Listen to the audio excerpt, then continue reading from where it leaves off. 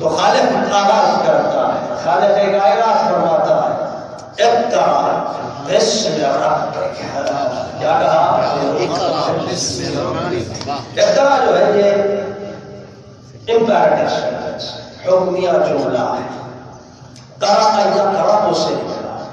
قرأ یقرأ کا معنی ہوتا ہے ٹو ریڈ، ٹو ریسائٹ، پڑھنا، ریسائٹ. اقرأ بسم ربک، recite with the name of your Lord. اقرأ پڑھو. یعنی یاد رکھیے کمانڈ میں یہ ہوتا ہے، حکم جو جملہ دیا جاتا ہے اس میں ایک حکم کا دینے والا ہوتا ہے اور ایک سامنے مخاطب ہوتا ہے.